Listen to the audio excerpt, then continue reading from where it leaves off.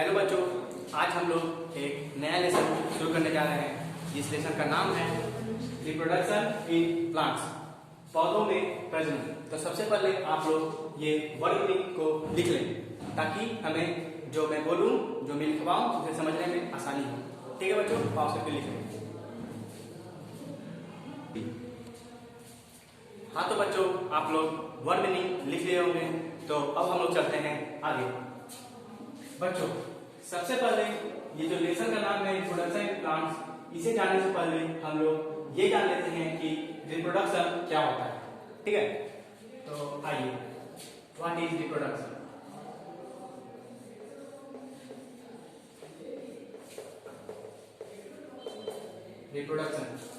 Reproduction is the process by which living organism produce new organism of their own kind.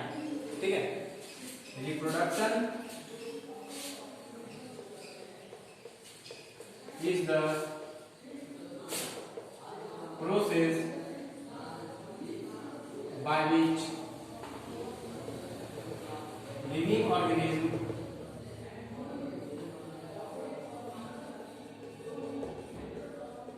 produce. Reproduction is the process by which living organism produce new organism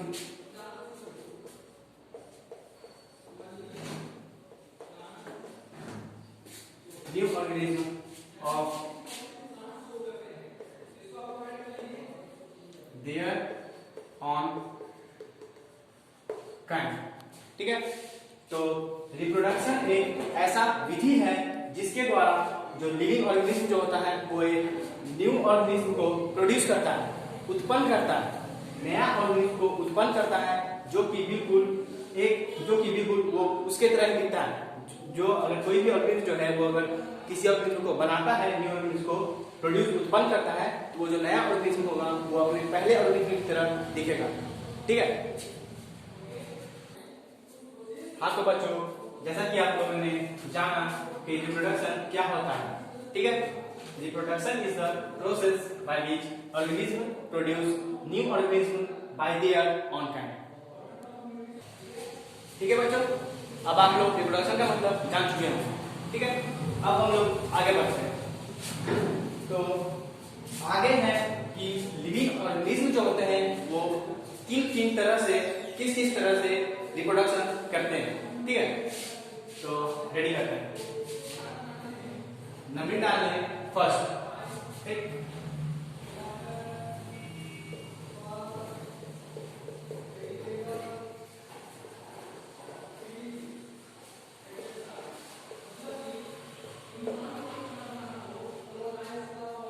reproduction through spores. ठीक है, reproduction through spores, spores के वजन के द्वारा, spores के द्वारा reproduction, ठीक, प्रजनन, रिप्रोडक्शन मतलब प्रजनन, स्पोर्स के द्वारा बहुत सारा ऑर्गेनिज्म होता है बच्चों, बहुत सारा जो ऑर्गेनिज्म होते हैं वो स्पोर्स के द्वारा रिप्रोडक्शन करते हैं। वो क्या करते हैं कि बहुत सारे छोटे छोटे से बहुत सारे स्पोर्स को बनाते हैं सबसे पहले।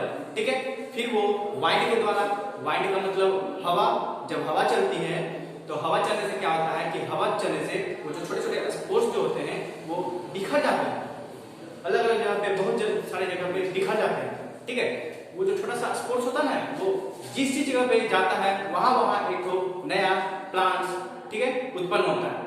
ठीक है ना, तो बहुत सारे जो एनिमल्स या फिर प्लांट्स जो होते हैं वो रिप्रोडक्शन थ्रू स्पोर्स के द्वारा रिप्रोडक्शन करते हैं। ठीक,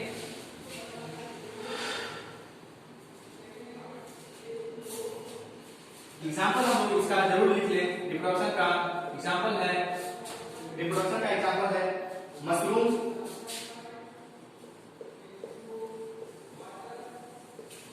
मशरूम, ठीक है, रिप्रोडक्शन थ्रू स्पोर्स का एग्जाम्पल है मशरूम्स हो गया, और है मोसेस।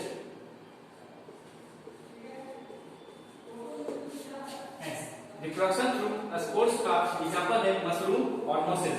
देखिए बच्चों, मशरूम और मोसेस क्या करते हैं कि स्पोर्स पैदा करते हैं। सबसे पहले वो स्पोर्स बनाते हैं, छोटे छोटे से स्पोर्स बनाते हैं और फिर वो बिखर जाते हैं हवा के कारण, और फिर जहां जहां पे वो स्पोर्स जाता है वहां पे नया एनिमल्स या और ये मोसेस इसके एग्जांपल है। ओके, अब हम लोग आगे बढ़ते हैं। 2 reproduction through roots.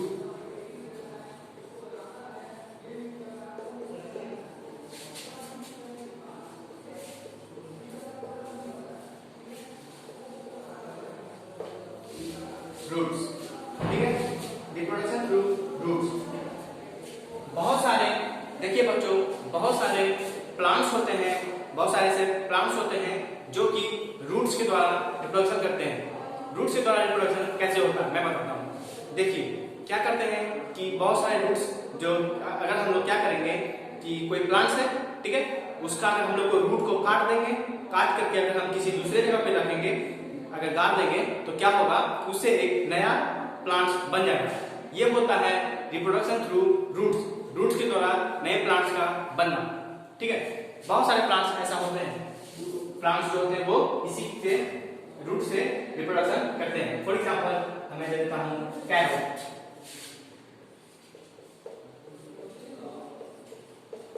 For example हो गया कैरोट, और ये एग्जांपल है रेडिश,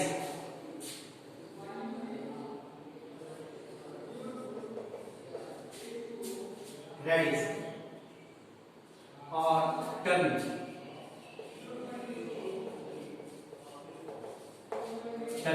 ठीक है। तो ये हो गया reproduction through spores, reproduction through roots, ठीक है बच्चों, ये आप लोग राइट कर ले। उसके बाद हम लोग चलते हैं रिप्रोडक्शन थ्रू स्टेज के ऊपर। रिप्रोडक्शन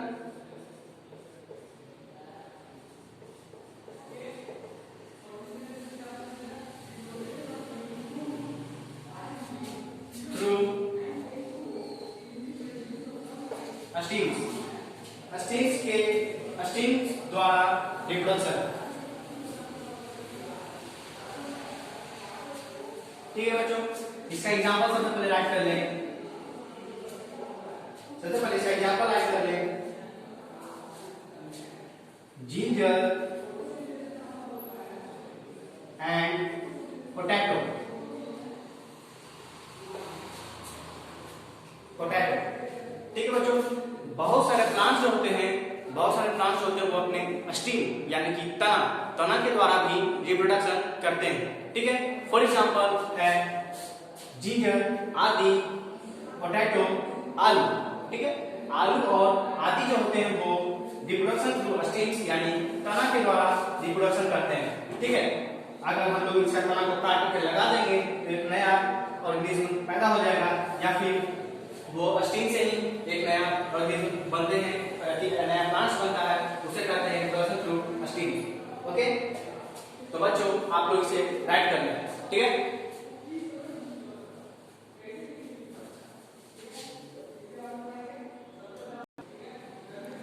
हाँ तो बच्चों आप लोग ये लिख चुके होंगे। अब हम लोग आगे बढ़ते हैं। बच्चों आगे बढ़ने से पहले ये जान लें कि रिप्रोडक्शन थ्रू स्टीम्स जो होते हैं वो जिंजर में होते हैं और पोटैटो में होते हैं। देखिए बच्चों, आप लोग को इसलिए कंफ्यूजन होगा, उसे मैं पहले ठीक से दूर कर देता हूँ। क्या होता है कि जो ऐसे ऐसे प्लांट्स होते हैं जो स्टीम्स के द्वारा रिप्रोड्यूस करते हैं, उनमें क्या होता है, जो उनके स्टीम होते हैं ना, तना, मान के चलिए ये तना, ठीक है, ये तना, ठीक, तना है। तना से क्या होता है, एक छोटा सा बर्ड, कली, एक छोटा सा बर्ड उगेगा, कली उगेगा, और फिर वो कली धीरे धीरे करके तो नया सा और अथी बन जाएगा, एक नया सा डाली बन जाएगा, जिस डाली को अगर हम लोग काट देंगे और अगर वापस गाड़ देंगे तो एक नया सा प्लांट हो जाएगा, ठीक है। इसे कहते हैं रिप्रोडक्शन थ्रू स्टीम, समझा क्या? अब आगे चलते हैं।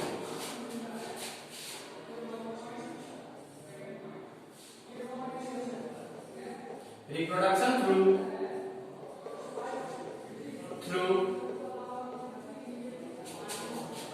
Seed.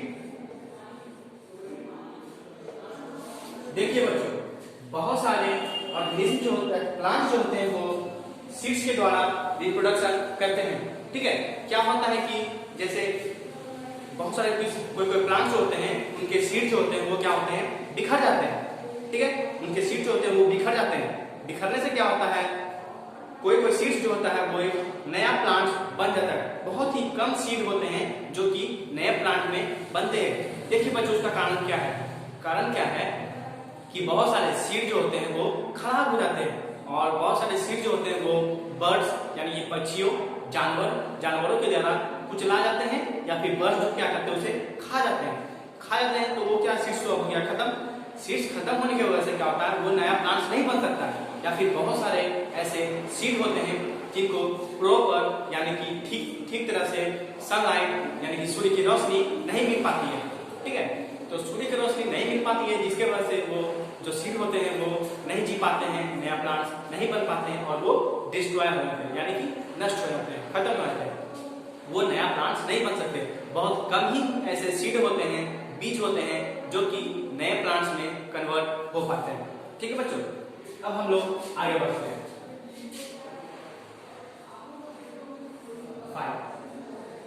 Reproduction through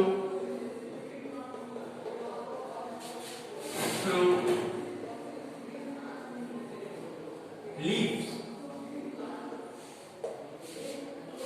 For example,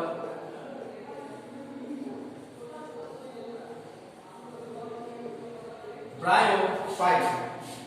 ठीक है, देखिए बच्चों कुछ ऐसे पौधे भी होते हैं जो कि लीफ यानी कि पत्तियों के द्वारा भी रिप्रोड्यूस हो जाते हैं, नए जीव उत्पन्न हो जाते हैं। वो देखिए बच्चों मैं समझाता हूँ ठीक तरह से। ब्रायोफाइटा में क्या होता है कि मान के चलिए ये पत्ती है, ठीक है,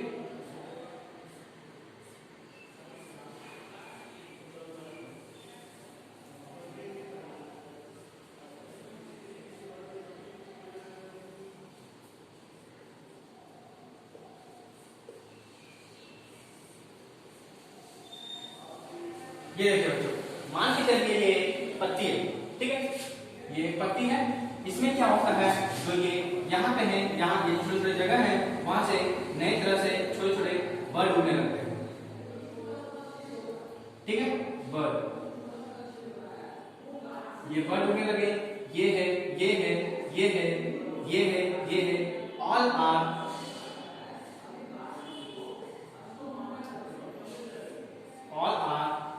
bird not, I am sorry बच्चों, ये बर्ड नहीं, सॉरी, ये यहाँ से नए उगने वाले पौधे हैं जो कि एक नए पौधे में उगते हैं। ये छोटे से ऐसे पत्ते में से उगने वाले ऐसे छोटे से बर्ड्स की तरह ही होते हैं जो कि ये उगते हैं और फिर नीचे गिर जाते हैं जमीन पे ये सब जब ये है और ये है, ये सब जो है वो जब जमीन में गिरते हैं तो एक नया पौधा में कन्वर्ट हो जाते हैं, नया पौधा बन जाता है। ठीक है, तो बच्चों इसे कहते हैं हम लोग रिप्रोडक्शन थ्रू लीव्स के द्वारा प्रजनन कैसे करते हैं प्लांट। ठीक है बच्चों, तो सबसे पहले आप लोग इसे लिख लें, उसके बाद हम लोग आगे बढ़ते हैं। ठीक है,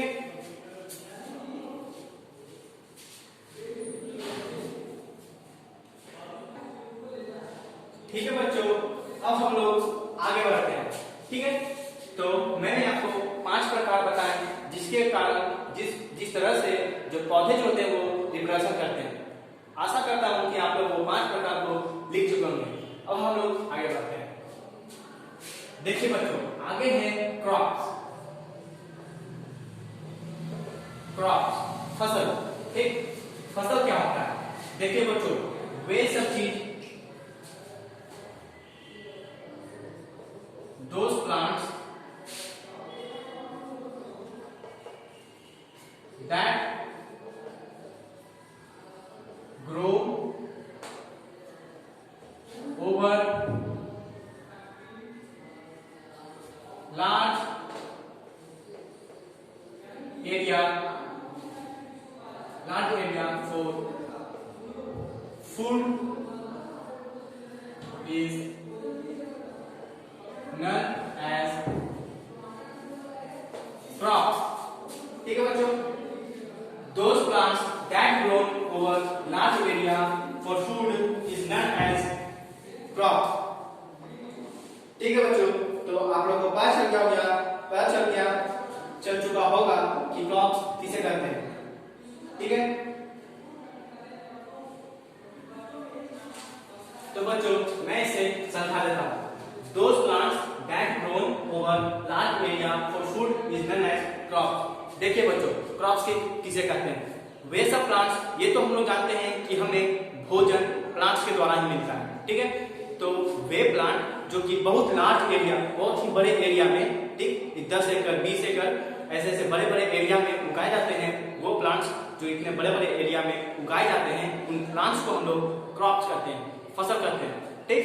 फूड के लिए हम लोग प्लांट्स को उगाते हैं उतने बड़े एरिया में, उन सब प्लांट्स को, यानी उन सब प्लांट्स को क्रॉप्स करते हैं, ठीक है। अब हम लोग आते हैं बच्चों क्रॉप्स एंड सीजन। देखिए बच्चों, बहुत से ऐसे क्रॉप्स होते हैं जो कि सीजन में उगते हैं, ठीक है। सीजन में क्या होता है, देखिए बच्चों, बहुत सारे क्रॉप्स होते हैं वो सीजन में उगते हैं, इसलिए क्योंकि अगर हम लोग जैसे मान के चलते हैं विंटर में उगने वाला किसी भी क्रॉप्स का नाम लें, जैसे कि वीट, गेहूं जो होता है वो विंटर में उगता है, ठीक है।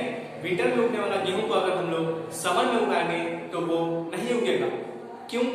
कारण है, इसका कारण ये है, आखिर सब अगर कोई आदमी पूछते हैं कि क्यों है, ऐसा क्यों है कि वो जो विंटर में उगने वाला है गेहूं जो है वो समर में क्यों नहीं उग सकता है? तो देखिए बच्चों, इसके पीछे का कारण है कि बहुत सारे प्लांट्स जो होते हैं वो अपना फेवरेबल कंडीशन, ठीक है, फेवरेबल कंडीशन मतलब वो अपना मनचाहा कंडीशन, उपस्थिति बच्चों, उपस्थिति नहीं, स्थिति, ठीक है, परिस्थिति, ठीक है, ऐसा फेवरेबल मतलब कि मनचाहा कंडीशंस खोजते हैं। जैसे कि अगर उनको गर्मी चाहिए, उनको गर्मी लेना चाहिए, अगर हम लोग उन्हें गर्मी नहीं देंगे तो वो प्लांट जो है वो नहीं उगेंगे। इसी तरह बच्चों, इस बेसिस पे कि कौन से प्लांट किस सीजन में उगते हैं, इस बेसिस पे प्लांट्स क्रॉप्स को दो भाग में बांटा गया है, रबी क्रॉप और खारिफ क्रॉप, ठीक है बच्चों। सबसे पहले हम लोग बात करते हैं रबी क्रॉप,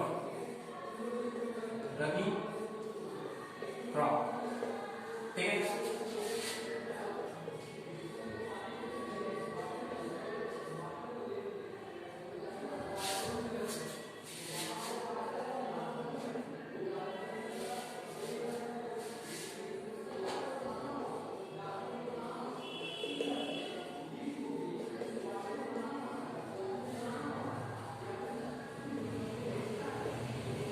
देखिए बच्चों, those crops that can be grown in a winter season is known as rabi crop, ठीक है। वे सब क्रॉप जो कि विंटर सीजन में उगते हैं, यानी कि ठंड की सीजन में उगते हैं, ठीक है, उन क्रॉप्स को रबी क्रॉप्स कहा जाता है, ठीक है बच्चों। अब हम लोग आगे बढ़ते हैं, kharif crop.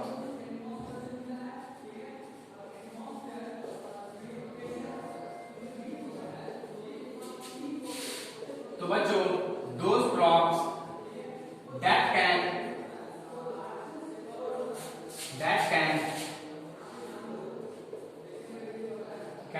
be grown in a summer season is known as kharif crop, ठीक बच्चों। वे सब क्रॉप जो कि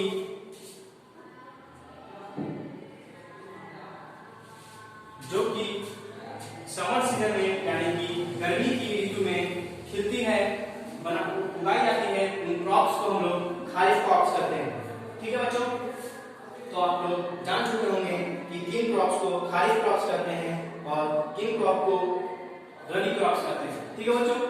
वे क्रॉप्स जो कि समर सीजन में उगाई जाती है उन्हें खारिफ क्रॉप कहते हैं, ठीक है। एग्जांपल राइट कर लेते हैं बच्चों। Example, the best examples are for rabi crop is wheat, गेहूं, okay. The best example for kharif crop is rice, यानी कि चावल, ठीक है बच्चों। जैसा कि आप लोगों ने देखा, जो वीट जो गेहूं जो है वो रबी क्रॉप कहलाती है, क्योंकि ये वीट जो है वो विंटर सीजन में उगाई जाती है, ठीक है। राइस जो होती है वो खारिफ क्रॉप कहलाती है, क्यों? क्योंकि वो समर सीजन में उगाई जाती है, ठीक है बच्चों। तो ये आप लोग राइट कर लेंगे, ठीक है।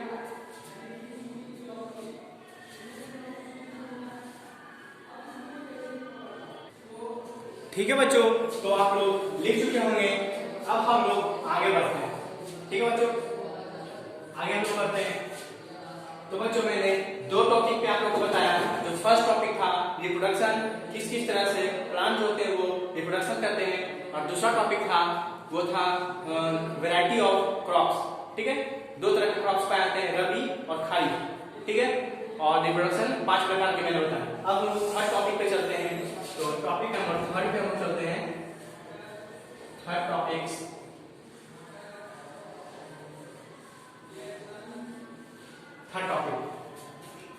तो बच्चों मैं बता दूं, बहुत सारे जो सॉइल जो होते हैं वो अलग अलग तरह, प्लांट जो होते हैं वो अलग अलग तरह के सॉइल को रिक्वायर करते हैं। ठीक है, सॉइल की जरूरत करते हैं, जरूरत उन्हें रहती है।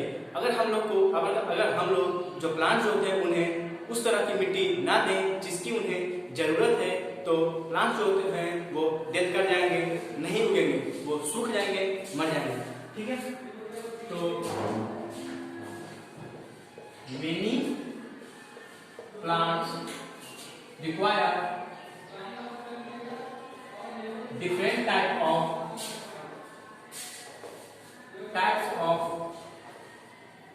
soil. ठीक है, many plants require different types of soils. Okay बच्चों, अब हम लोग चलते हैं कौन से प्लांट किस तरह के soils को रिक्वायर करते हैं। ठीक है बच्चों, तो चलिए rice and jute. 1 rice and jute. बच्चों राइस एंड जूट जो होते हैं वो grow well in jute, grow well in clay, CLAYEY। ठीक है, क्ले, CLAYEL।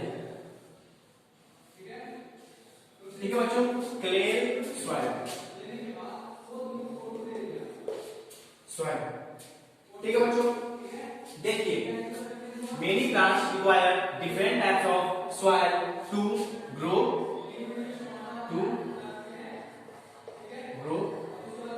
वेल। सॉरी बच्चों, इसे भी आप लोग जोड़ दें। ठीक है, देखिए बच्चों, many plants require different types of soil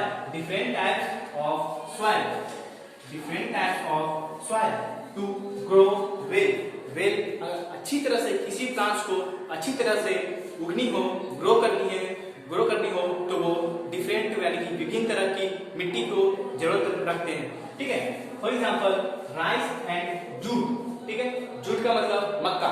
ठीक है, मक्का, और राइस का मतलब चावल और मक्का जो होते हैं वो क्ले सॉइल मतलब चिकनी मिट्टी के भी बहुत सारे प्रकार होते हैं बच्चों, लेकिन हम लोग को वो अभी नहीं पढ़ना है। ठीक है, परंतु ये हम लोग जान लेते हैं कि चिकनी मिट्टी होती है वो सॉइल की चिकनी मिट्टी की जरूरत राइस को और जूट को।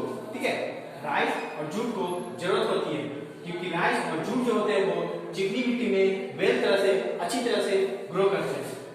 ठीक है बच्चों, तो आगे हम लोग लिखते हैं सेकंड में हम लोग लिखते हैं कॉटन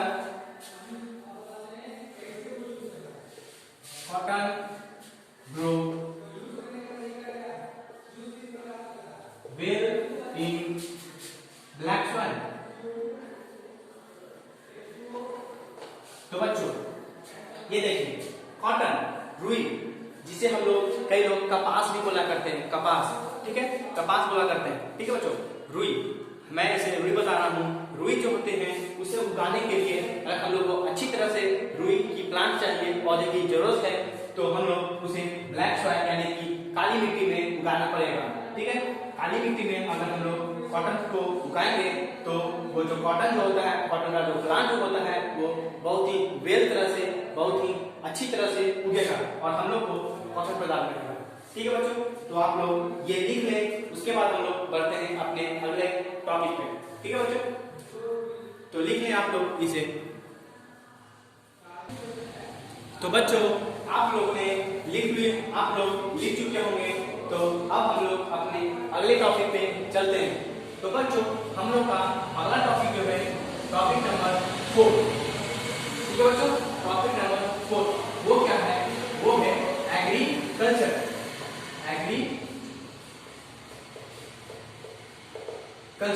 ठीक ठीक है बच्चों, व्हाट इज एग्रीकल्चर? ठीक है बच्चों, the practice of growing crops on a large scale for food और other purposes is called agriculture.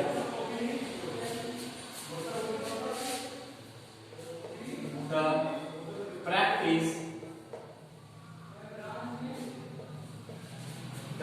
practice of growing crops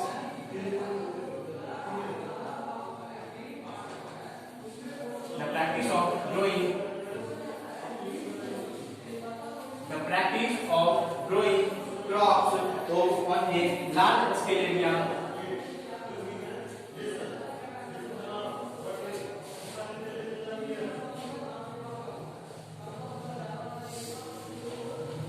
for food.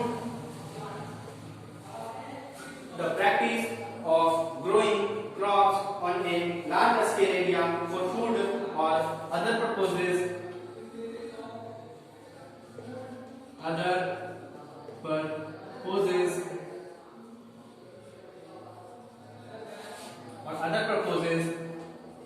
is known as agriculture.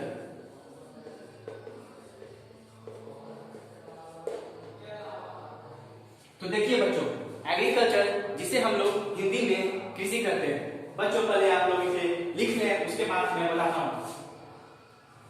ठीक है बच्चों, आप लोग लिख लिए होंगे। अब हम लोग चलते हैं कि आखिर इसे क्या समझते हैं कि आखिर ये क्या लिखा हुआ है। ठीक है, the practice of growing crops on a large scale area for food और other purposes is known as agriculture. ठीक है बच्चों, जो अगर हम लोग को क्रॉप्स को उगाना है बहुत ही लार्ज एरिया में, ठीक है, तो उगाने के लिए हम लोग प्रैक्टिस करना पड़ता है हम लोग को। ठीक है, कि कैसे आखिर उसे उगाया जाता है।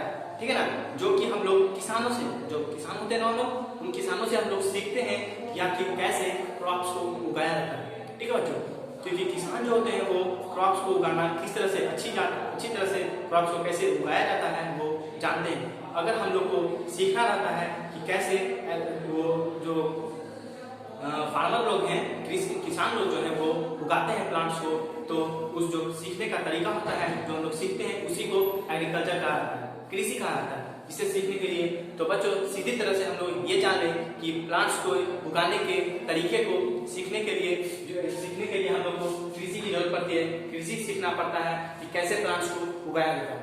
ठीक बच्चों, तो हम लोग को जो the practice of growing crops, ठीक है, क्रॉप्स उगाने का जो प्रैक्टिस होता है उसे हम लोग कहते हैं एग्रीकल्चर, कृषि। ठीक है बच्चों, कृषि।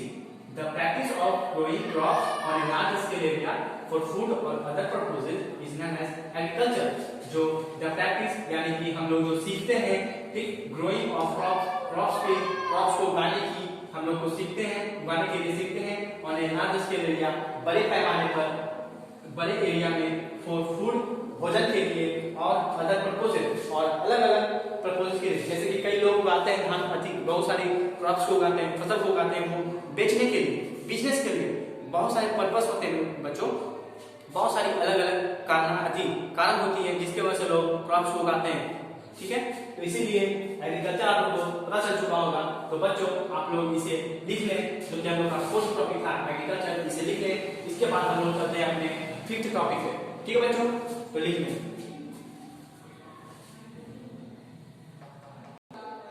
तो ठीक है बच्चों, आप लोग लिख लिए होंगे। अब चलते हैं हम लोग फिफ्थ टॉपिक पे, जो कि है जर्मिनेशन, अंकुरण। ठीक है बच्चों, फिफ्थ टॉपिक जर्मिनेशन। ठीक है बच्चों, तो what is germination? The process by which a seed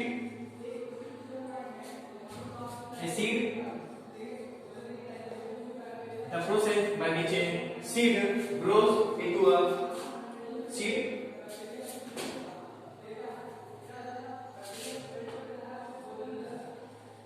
grows into a young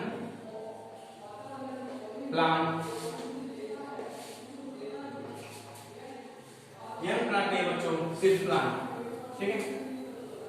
grows into a plant is known as germination, ठीक है बच्चों। जो ऐसा विधि जिससे एक सीड जो होता है वो बीज जो होता है वो एक नए प्लांट में, एक प्लांट्स में, न्यू प्लांट में कन्वर्ट हो जाता है into a new plant is known as germination, ठीक है। द प्रोसेस जो विधि, ठीक है, विधि बाय विच जिसके द्वारा एक सीड, एक बीज जो होता है वो ग्रो कर जाता है नए प्लांट्स में, एक नए प्लांट्स में ग्रो कर जाता है, मतलब कि उत्पन्न करता है, विकास कर जाता है, उस प्रोसेस को हम लोग जर्मिनेशन कहते हैं। तो बच्चों हम लोग ये जान लेते हैं कि जर्मिनेशन में कितने स्टेज होते हैं। बहुत सारे स्टेज होते हैं बच्चों, वो हम लोग जान लेते हैं। स्टेज ऑफ जर्मिनेशन,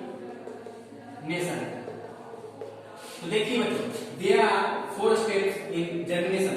सबसे पहले बच्चों क्या होता है, सीड जो होता है वो seed get adequate water and their favorable conditions, then it start germinating। बच्चों जब जो बीज होता है वो एडिक्वेट, पर्याप्त वाटर, पानी जब प्राप्त कर लेता है तो वो और उनको जब फेवरेबल कंडीशन, उनको अपना जो कंडीशन जो चाहिए वो कंडीशन मिल जाती है, जैसे कि गर्मी चाहिए तो गर्मी अगर उन्हें प्राप्त करती है तब वो जर्मिनेटिंग यानी कि अंकुरित होना स्टार्ट कर देते हैं बच्चों, ठीक है। दूसरा स्टेप है,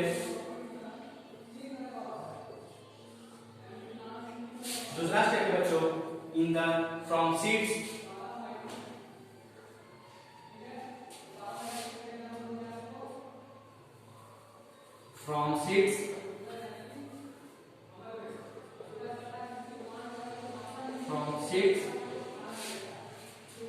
a root is grow and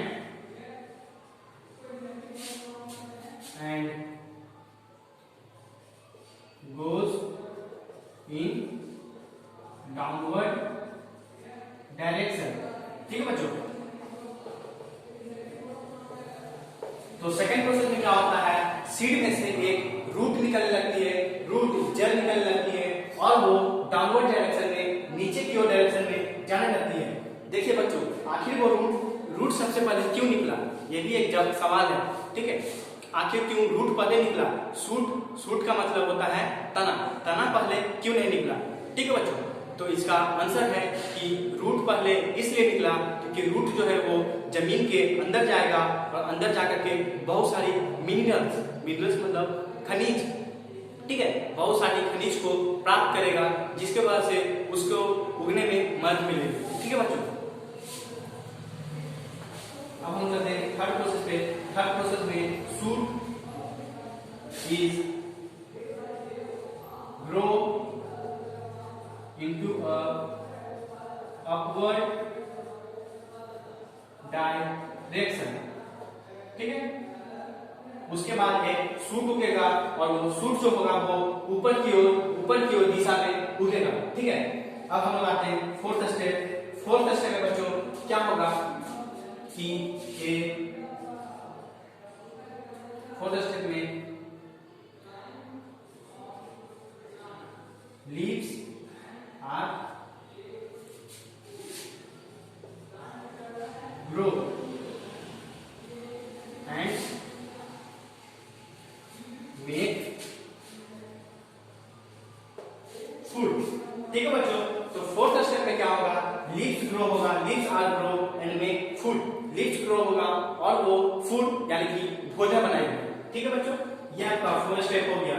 stage of germination में पूरे 4 स्टेप थे, जो 4 स्टेप को शॉर्ट तरह से बता दिया है मैंने कि क्या होता है वो फोर स्टेप। ठीक है बच्चों, तो इसको आप लोग राइट कर लें। ठीक है बच्चों, जल्दी से आप लोग इसे राइट कर लें ताकि उसके बाद हम लोग अपना 6th टॉपिक पे चलें। तो ठीक है बच्चों, अब हम लोग अपना 6th टॉपिक स्टार्ट करते हैं। तो 6th टॉपिक है बच्चों हम लोग का, वो है dispersal of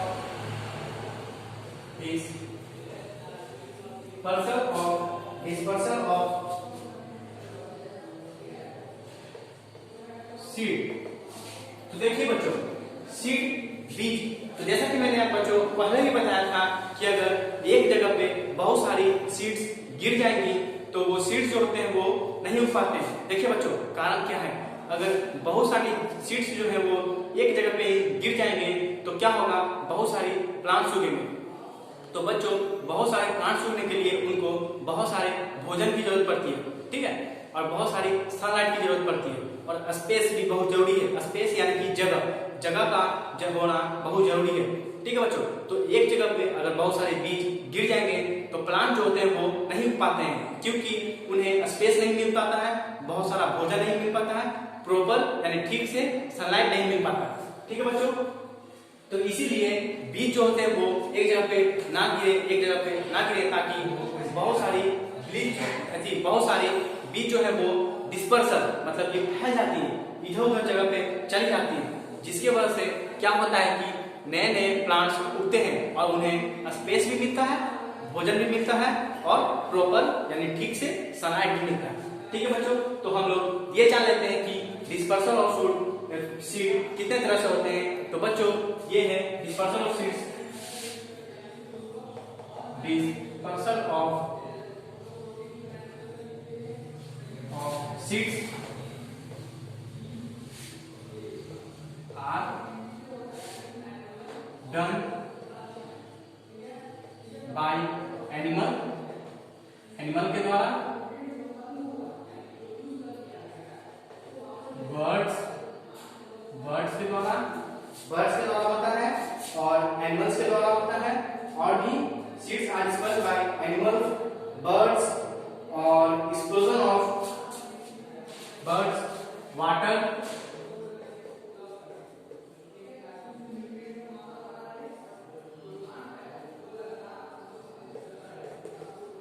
wine and explosion of fruit. ठीक है बच्चों, जो सीड जो होता है वो बीज जो होता है वो बहुत सारी चीजों के द्वारा डिस्पर्स हो जाता है, फैल जाता है, ताकि वो प्रॉपर सनलाइट को प्राप्त कर सके, प्रॉपर फूड को प्राप्त कर सके, प्रॉपर स्पेस, उन्हें बहुत सारा स्पेस मिलता है, इसलिए वो आराम से उग सकते हैं, उन्हें कोई भी प्रॉब्लम नहीं होता है। तो बच्चों, डिस्पर्सल ऑफ सीड्स कई तरह से होता है। एनिमल्स के द्वारा बहुत सारे एनिमल्स जो होते हैं वो सीड को डिस्पर्स करने में मदद करते हैं। बर्ड्स जो चिड़िया होती है वो भी मदद करती है।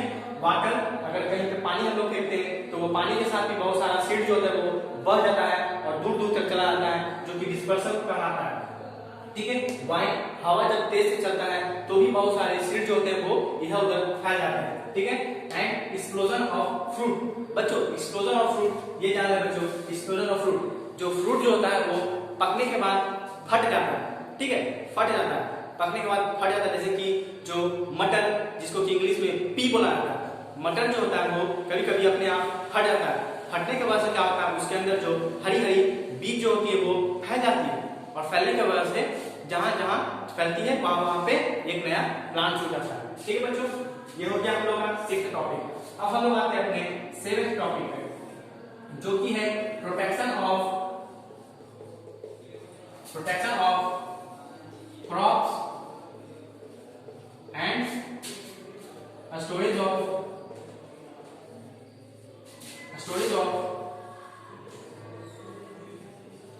सीड्स। ठीक है बच्चों, प्रोटेक्शन ऑफ क्रॉप्स। देखिए बच्चों, क्रॉप्स का प्रोटेक्शन हम लोग को करना बहुत जरूरी है, क्योंकि अगर हम लोग क्रॉप्स को प्रोटेक्ट नहीं करेंगे तो क्रॉप्स जो होते हैं वो नष्ट हो जाते हैं। ठीक है, नष्ट यानी कि डिस्ट्रॉय हो जाते हैं। कैसे, ये भी मैं बताता हूँ कैसे। क्योंकि बहुत सारे डिजीज यानी कि बीमारियां जो हैं वो क्रॉप्स में हो जाती है, बहुत सारी बैक्टीरिया की वजह से। ठीक है, जिसके वजह से क्रॉप जो होते हैं वो खराब हो जाती है और बहुत सारे जो अति भी होते हैं, जानवर भी होते हैं जो कि उन्हें नष्ट कर देती हैं, ग्रेज कर लेती है। ग्रेज का मतलब होता है चरना, चढ़ जाती है। बहुत सारे जानवर जो होते हैं वो क्रॉप्स को क्या करते हैं, चढ़ जाते हैं। चढ़ने की वजह से क्रॉप्स को वो नष्ट कर देते हैं, ठीक है। और बहुत सारा पेस्टिसाइड नहीं, सॉरी बच्चों, इंसेक्ट्स और पेस्ट्स। इंसेक्ट्स का मतलब होता है कीड़ा मकोड़ा और पेस्ट का मतलब भी होता है कीड़ा मकोड़ा, ठीक है। पेस्ट का मतलब एक कीट होता है, ठीक है, कीट पतंगी सब जो होता है, कीट पतंग कीड़ा मकोड़ा टाइप सा, वो ही होता है पेस्ट, ठीक है। तो इंसेक्ट्स और पेस्ट क्या करते हैं, जो क्रॉप्स, जो फसल होता है उन्हें नष्ट कर देते हैं। तो हम लोग को बच्चों प्रोटेक्शन यानी कि क्रॉप्स को प्रोटेक्ट, सुरक्षा करना चाहिए। वो कैसे होता है वो मैं बच्चों आप लोगों को बताता हूँ। वी, इसका आप लोग लिख लीजिए, वी प्रोटेक्ट क्रॉप्स बाय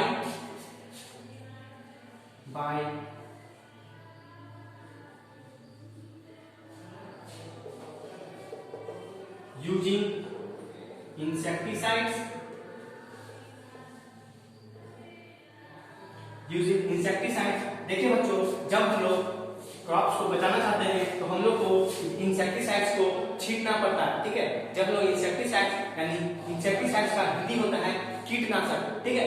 कीटनाशक मतलब कि वो बहुत सारी जो कीड़ा मकोड़ा होता है उन्हें मार देती है ये दवा, ठीक है। ये जहर टाइप होती है जो कि उन कीट पतंगों को मार देती है, ठीक है। इससे कीट पतंग से हम लोग को सुरक्षा होता है। और दूसरा होता है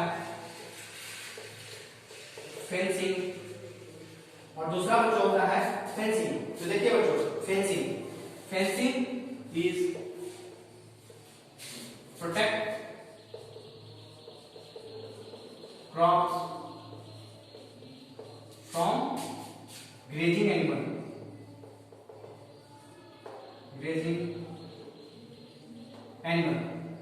देखिए बच्चों, जब हम लोग फेंसिंग का मतलब होता है पट्टेबाजी, ठीक है।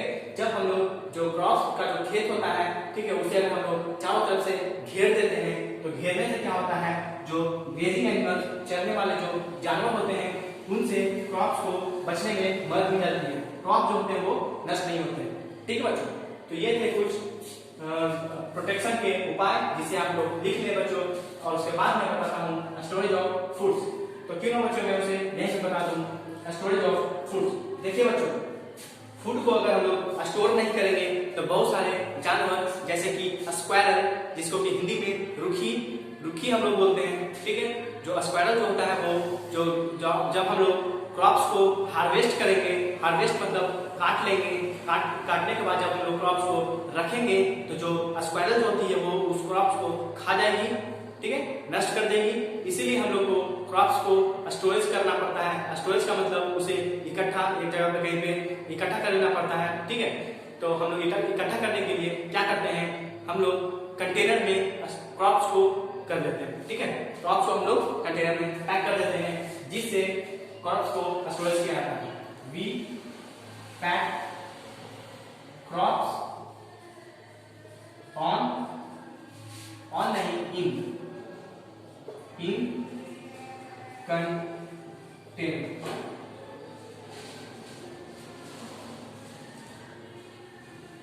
ठीक है बच्चों, हो गया। बस यही था आपका ये रिप्रोडक्शन इन प्लांट्स। तो बच्चों इसे आप लोग लिख लें और आपका ये टॉपिक खत्म हो चुका है बच्चों, ठीक है। तो इसे आप लोग राइट कर लें, ठीक है बच्चों।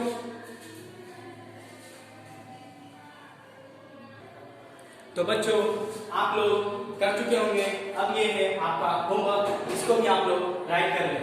टिक द ऑब्जेक्टिव, आप लोग को ऑब्जेक्टिव को टिक लगाना है, टिक द क्वेश्चन आंसर को भी टिक लगाना है, और रिवाइज द नोट्स को रिवाइज करते रहिएगा जो मैंने बोर्ड पे लिखवाया था। और with the help of book के सहारे आप रिवाइज द नोट्स को रिवाइज करते रहिएगा और बुक का सहारा जरूर लीजिएगा। तो ठीक है बच्चों, थैंक यू।